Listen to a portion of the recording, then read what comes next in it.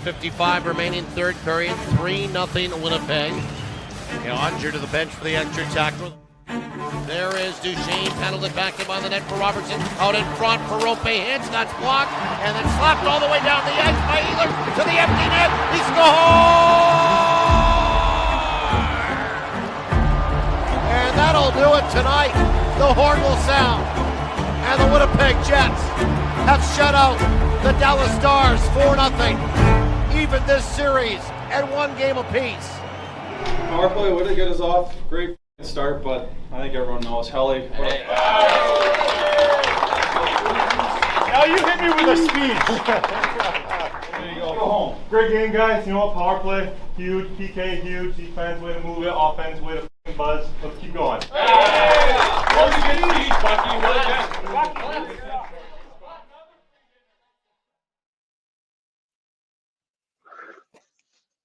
I love it. I love it. Best speech ever. Best speech ever from Connor Hellebuyck. Hello, everybody. Welcome to Check-In. Game 3 of the Winnipeg Jets series with the Dallas Stars. The series has shifted to Dallas, to the Big D, and Sara is joining us from the Big D. She's embedded in the series as we get set for this afternoon game, which starts at 3:30, and a heck of a way to send the Jets off to south of the border after that performance they made on the other night against the Dallas Stars in game number 2. I love Jamie Thomas at home. Yes. I was going to say Sarah Orlesky in Dallas. Yeah, well, I just thought it just tells everybody how lucky you are. I'm at home. I'm at home, not in studio. Great to see you, JT, coming to us from your house. Great to see so many people in the chat as well. And happy Mother's Day, everybody. Right. Some people in the chat wishing all the moms out there happy Mother's Day. Same from us to you. I also enjoyed one of the comments, who loves their mother more? as if the Jets or the Stars, whoever wins this game, obviously it's a gift to the mothers as well. But looking forward to this one, this afternoon game here in Dallas. It should be a good one. Hoping that after a day off yesterday, just in terms of travel for both of the teams, there was no skates yesterday for the Jets. There was no media availability either, and obviously no morning skates this morning. So the first time that we will see them on the ice since game 2 will be for warm-up. And I don't know. Like we'll put up the projected lines here momentarily. I don't know where you could make changes after the performance that the Jets put on home ice the other night. To even this series at a game apiece, they went 4-0. Many places you can go, but I don't see any changes to Scott Arniel's group heading into this game against Dallas. Loved, there was maybe an eyebrow raised or two when Luke Shen was made a healthy scratch. But that being said, how well Hayden Fleury has played since Game 7 of the series against St. Louis. He deserved another opportunity, and Colin Miller played fantastic in Game 1, and it was great again. Like Fleury and Miller together and that third defense pairing for the Winnipeg Jets. As the series, listen, it was a lot more physical than it was in Game 1. That whole feeling out process is completely over. Now the hate is starting to trickle into this series. Frustration, lots of stuff after the whistles. There was a lot more hits in Game 2 than there was in Game 1, and that will certainly bring the entertainment value up as this series wears along if we get anything more than what we saw in Game number 2. Yeah, looking forward to having Mitchell Clinton join us in just a few minutes, in about 5 minutes, to help us set up today's game a little bit more. Obviously, he's on the call today with Paul Edmonds, so looking forward to a great one. When you mention about Game 2 and all of the different elements that have brought to it, I think one of the things that we knew going in, there was an emphasis on a better start. That was something we've heard throughout all 9 games now for the Jets throughout these playoffs. And they certainly did, as Adam Lowry said to me after the game, benefit of having a 4-minute pen, a draw. It was great to be able to see the thing they bet. Something that they had to Game 2 marked the return of Josh Morrissey, gave Scott Arniel and slotted everybody back to their spots as well. Let's go with Scott Arniel right here and his comments on having a full lineup and the benefit of that. Yeah, that's the first time since Game 71 that everybody's back. So it was good to see. There's obviously the familiarity started with our power play. Obviously having a 4-minute early in the game like that and the score was big. Certainly the crowd, not that they needed a little bit of a push, but man, they got loud after that one and then got the second one quick. But when you have your roster like that, everybody gets aligned into their spots. Having your top 4 defensemen, having your top 6 offensive guys, then you got 2 checking lines, 2 heavy lines. Like we're back to looking finally like we've looked for most of the season. And a huge benefit. Like it felt like the second that Josh Morris is back in the lineup, it just felt everything was complete, and they played a complete hockey game. And maybe outside of, in the second period, Dallas really started to push, but it felt like Winnipeg had control of that game throughout. And then, hear Josh Morris talk about here momentarily about leaning on Connor Hellebuyck a little bit too much in the second period. Of course, there's the save that happened on the rebound on Evgeny Dadonov. There was Wyatt Johnson coming right down the middle of the ice, and Helly had to lunge over with his glove. It did go off the post, but if he doesn't make that extra effort, it's a little bit easier for Wyatt Johnson to put that puck in the net. So he like Connor Hellebuyck, 21 saves, but I'd probably say there's 4 or 5 A-plus stops in that one. And as we started to talk about, he's looking more and more like the guy that we've seen throughout the years, and maybe that hesitation that people were kind of having about him because of the games 3 and 4 and 6 in St. Louis, just a little bit. That confidence starting to return in that department. Not that I'm saying anybody gave up on him, because they did not. Fans were fantastic about that. And those MVP chants are getting louder and louder each and every game at Canada Life Center. We'll see whether or not I'm going to try to flip over to my phone right after this comment, but there was, because I see all the comments about the Wi-Fi, so I am going to try to flip over. But I saw a great tweet that I love. Terrible day to be the rest of the NHL. Hart Trophy Connor Hellebuyck has right. Yeah, like I think, Sarah, to your point about you're not breaking up at all. So it's clear as day right now. You sound fantastic. So in that vein about Connor Hellebuyck, gets the shutout, makes 21 stops. Let's just hear. Helly was asked after the game. He just seems like he's having a lot more fun. A little bit, just because second round, it's we're still playing hockey and it's May. That's fun. It's the best time of year because you've dialed your game in all year long, and you're just going out and playing hockey and having fun. Yeah, I mean, It's what he does every night for us. He's an incredible goaltender. You know, he makes very difficult saves look very easy, routinely and often, and you could tell he was feeling it tonight. And you know, when he's feeling it like that, I mean, it gives the players in front of him, defensemen, forwards, a lot of confidence. So, you know, we'd like to cut down on some of those chances near the end of the second period, but.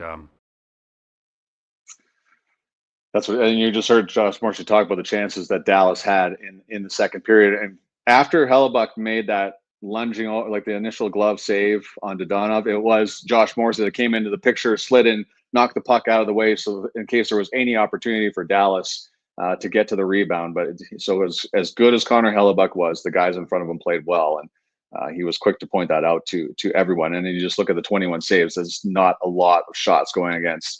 Thank you, Brother G. Goalless in 8 of the last 9 periods. So that is as good a job as anybody, a great a stat as anything to tell everybody where Connor Hellebuyck is. Now, Dallas didn't want to give Connor Hellebuyck too much pressure or,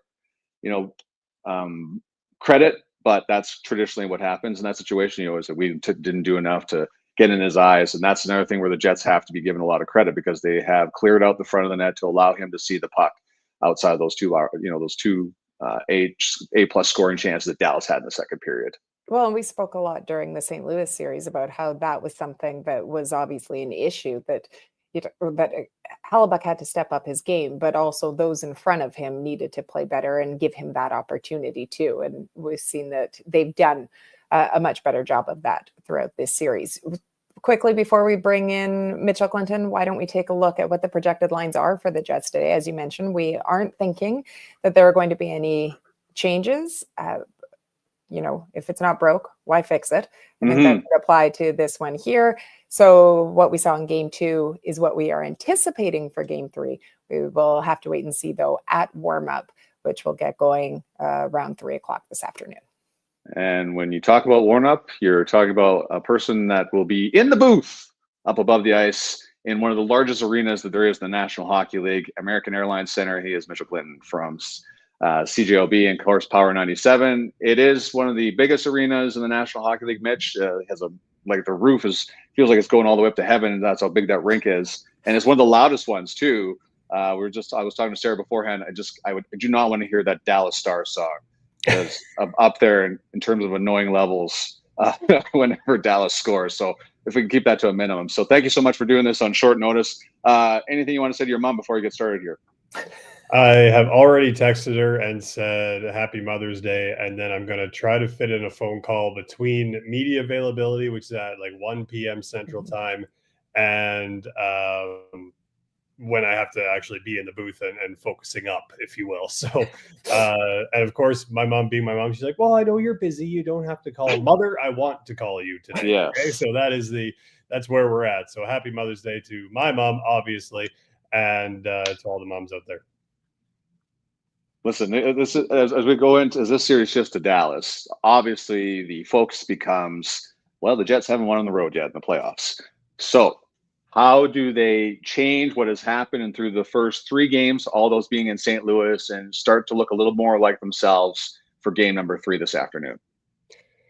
I think the main thing for me is handle the momentum swings in the game. So you think about the St. Louis games.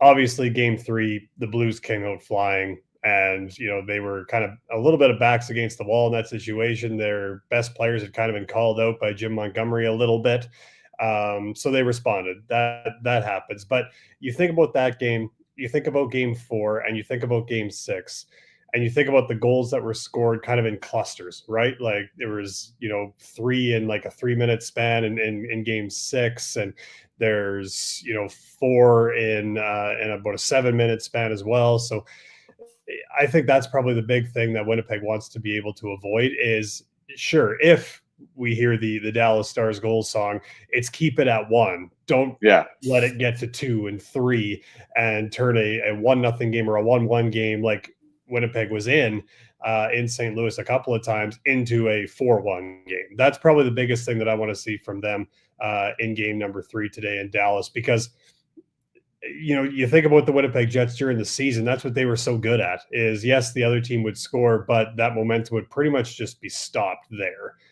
We haven't necessarily seen it on the road as much, and I think that's probably something that got a little priority star next to it, if you will. Pardon the pun.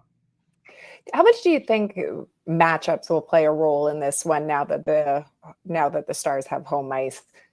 Mitchell, and that last change for them, and what Pete DeBoer might do to be able to try to alleviate some of the pressure that have been on, especially that Rantanen line, whether it be when you look at Lowry and the job that line has done on them, or the D pairings in terms of Sandberg and Pionk, and trying to get his Stars away from them.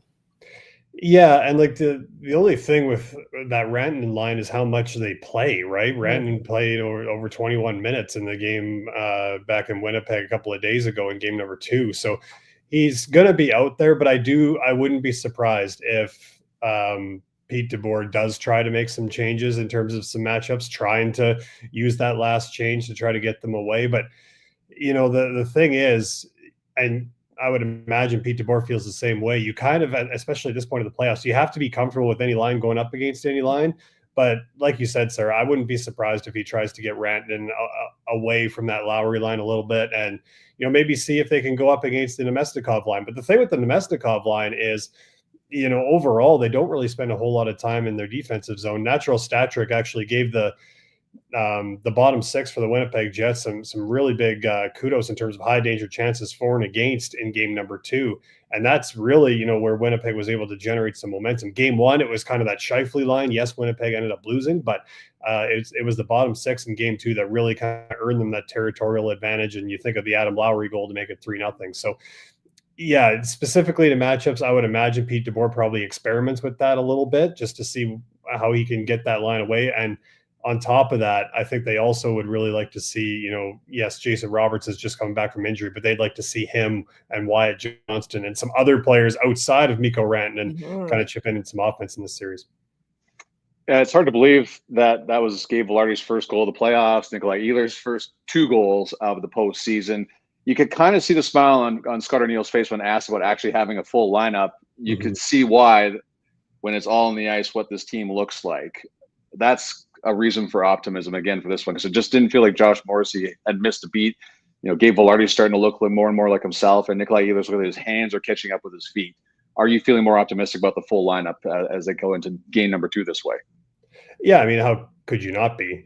Especially given the fact that for a while, and I remember the St. Louis Blues series, it was kind of getting to a point where you're like, man, you'd really like to see guys like Vlad Nemestikov and Nino Niederreiter get on the score sheet. They've been all around, it just hasn't gone in, and then boom, they explode in game number 5. And it was kind of the same for Gabriel Vilardi and Nikolai Ehlers. They got a few games under their belts, and it was like the chances are there, but man, Winnipeg could really use, them finding the back of the net. And I'm sure they really wanted to find the back of the net, and sure enough, they do in game number 2. So I just think, you have all those options, and that's exactly what it gives head coach Scott O'Neill, options, right? Like he can move some players around if he wants to, but this is really the group that you've seen take the most reps together in practice, the most reps together in the regular season. They know where each other is going to be, and that really pays dividends, especially in a series like this one against Dallas, where, yeah, it may not be as physical as the St. Louis Blues series in terms of actual physical hits, but there's really not a whole lot of room to operate, and you got to move that puck quickly. And if you've done a number of reps, whether that be zone entries, breakouts, whatever that may be, with whoever's to your left or to your right, it can only benefit you as you make those plays and those decisions just a split second faster. Mitch, you talked about going into the last game, Ehlers, and looking for a game from him. Well, he certainly did produce. Who do you have your eye on today? Who's getting magic? Yeah. Who's getting the Mitchell Clinton bump? Yeah, there we go. You know what? I think I'm going to lean towards and this is a really, deep take. I'm going to lean toward Kyle Connor. He's been in and around it a little bit in this series, and Jake Ottinger's kind of had the answer for him. I think this is the game where if Winnipeg's going to have some success, that top line is going to have to take advantage of whatever matchup they have, or win them whatever matchup that they have. And usually if that line's going, the other lines kind of follow right behind them. And I think back to the game against Dallas the last time in the season series back on April 10th here at American Airlines Center, that line had a big night, and Kyle Connor was a big part of it. Buddy, came through last second. I really appreciate it. You've told your mom Happy Mother's Day on through text. You've told her on the show. You can probably say it again on the pregame show. So maybe you don't have to make the phone call. Just tell your mom to listen. But I imagine, well, I hope you have time to talk to your mom. Happy Mother's Day to your mom, and of course everybody that's watching here today. Thanks, buddy. Appreciate it. Absolutely, no problem. Mitchell Clinton joining us from the spacious presidential suite that he stays in every time that they're in Dallas. Yeah, 100%. look at there look like there's so much room for activities behind him there, whereas you're like more compact in your room. So, but that's Mitch and all the points that he gets traveling all the time. We see lots of people in the chat right now. A lot of people predicting that this is going to be a big game for Kyle Connor. That's someone that they're looking to see get going. So it will be interesting to see who steps up in this one. But you can never go wrong with thinking that Kyle Connor might factor into a game, whether that be 5-on-5 or on the power play. Yeah, I saw somebody asking why I'm not wearing the bucket today. I thought there would be a lot of them laying around the streets, around the arena. There were not. So obviously everybody kept their Kyle KFC bucket. So I'll try to get a hold of one of those the next time we do one of these shows. I'm glad you didn't. I'm a man of my word. I would clearly wash the bucket. The paper bucket. Yeah, true. I don't think you can. Do those carry germs? I don't know. For one of these, going into this game, look, in my opinion, there's a number of different storylines that you could point to, whether it be from the Jet side or from the Stars, but the series is split a game apiece. And I think that one of the things that we need to talk about right away is obviously the road woes that the Jets have had. I think whether like it or not, and yes, they played well in this series. They got the win in the last one, but it goes without saying that they need to have success on the road for it. 0-3 in the last season, or in the last series as well. Scott Arniel was asked after the game, after game 2, about this series now shifting to Dallas. It's going to be a tough building. They grabbed home ice from us by winning game 1, so we're going to have to win down there. Yeah, you know what? It's, lessons learned. Take some of the things from what we've talked about, what we've looked at from that series, and we know that we have to do a lot of what we did tonight. This is a really good hockey team we're going against, and they're they'll be in behind their fans and in that building. So we got to play that type of game like we played tonight. I think like we've talked about all year, we're focused on what we need to do to be successful. Obviously you get into the playoffs and you're facing the same team maybe 7 times in a row. There's the chess match element and the changes from game to game. But I think even within that, our number one focus is our own game and preparing to play the way that's made us successful this year. While that was going on, my daughters came here and stole my phone. So she just knew that I couldn't get it back from her. So congratulations. I know. She's like, no, she has me trapped in this chair and now is smiling over there in the corner. So anyways, I like what Scott Arniel said. Like, you could tell he was, after game 1, he was a little bit bothered. Well, a lot bothered that they had given up home ice, because he had said completely throughout the entire series against St. Louis, that's what they had fought so hard for over 82 games, to have that home ice advantage.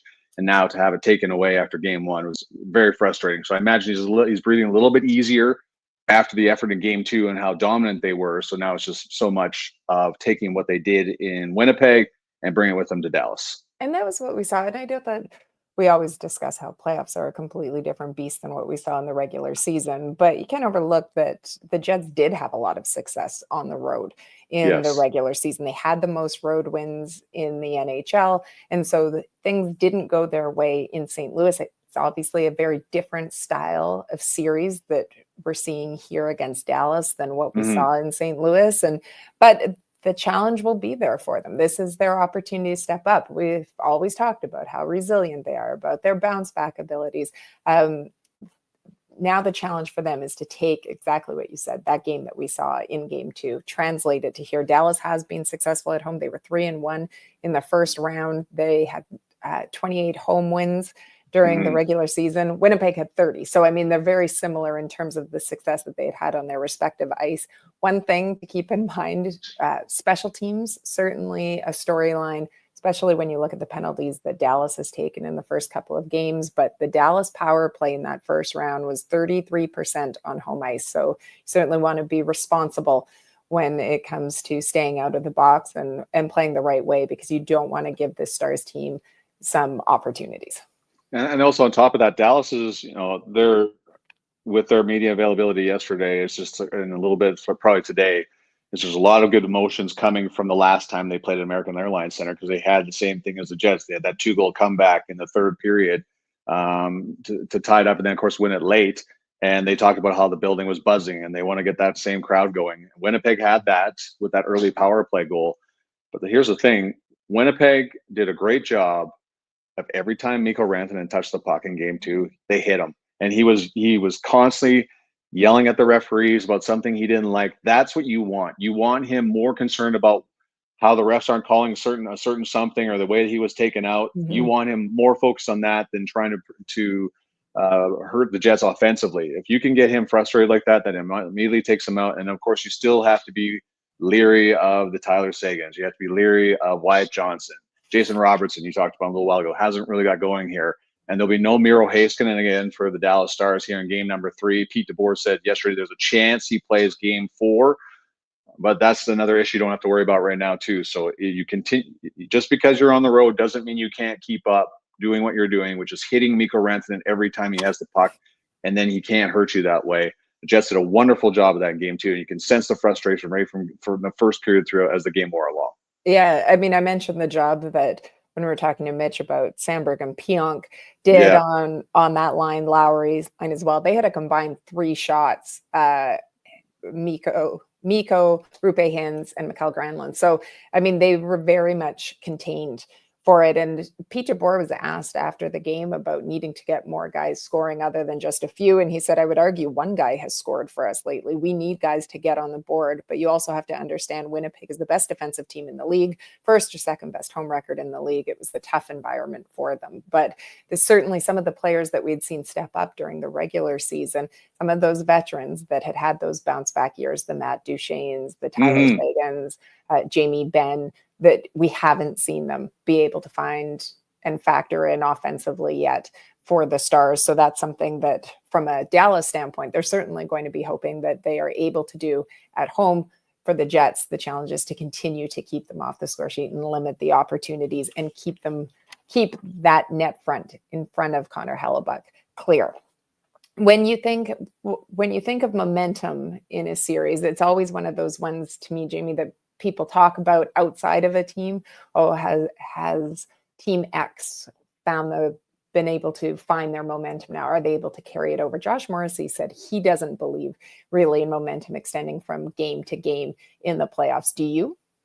No, I don't. And I think we've seen script examples of that. So just look what St. Louis from start to finish in game 3 completely owned the Jets. In the fourth game, Winnipeg owned that first period. So they had wiped out everything that had happened in game 3 and deserved a much better fate than being tied at 1 after 20 minutes. Now, of course, we know what happened in the second period and the third period in game 4, but it wasn't like that momentum that St. Louis completely had in game 3 carried over to game 4.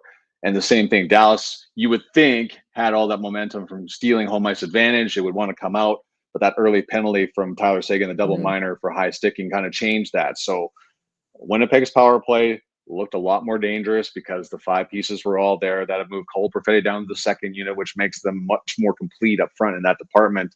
And again, as I said, Josh Morrissey, whatever it was, the problem that was ailing him, that forced him to miss game 1, did not look like anything that was bothering him. He played the most minutes, just over 22, which is great.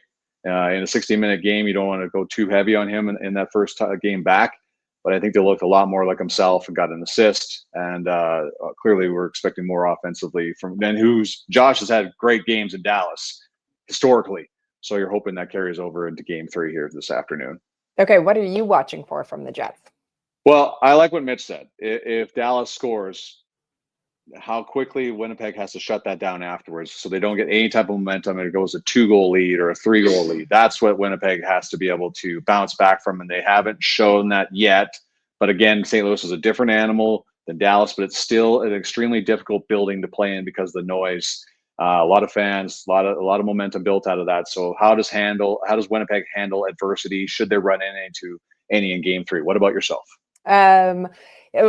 Similarly to what you said, I just think that I'm intrigued to see as well how they come out in terms of the start with it. We know that it's how they finish, and we've seen them bounce back before, but I would like to see that they liked the way that they played in Game 2 in terms of having that faster start, playing on their toes, being able to keep it going. And they really got contributions across the board, even though everybody didn't show up on the score sheet. Obviously, that was a game in which all 4 lines, all 60 played a role in that win in one way or another. And I think it's important to be able to see them do that and adjust, because we do know, I asked Mitch about Pete DeBoer, and does he think that, we'll see some line matching going on and trying to free up maybe some of his stars. So if that happens, how is it that the Jets react to that? And we've seen them step up throughout the playoffs in various games. They'll need to do it again. From the Dallas Stars perspective, staying out of the box will be one of the big things, obviously. There's a lot of talk about the penalties that they took, that 4-minute high-sticking penalty, but they've taken a number of high-sticking penalties and just a number of penalties, period. So they have been fortunate that the Winnipeg Jets power play has not been able to get rolling up to this point.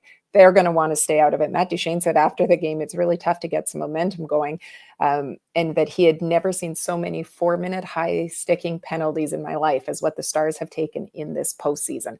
So that is something to keep an eye on, whether or not they're able to stay out of the box, and can they get some of their stars going, as we talked about earlier, that haven't been able to factor in yet through the first 2 games of this series.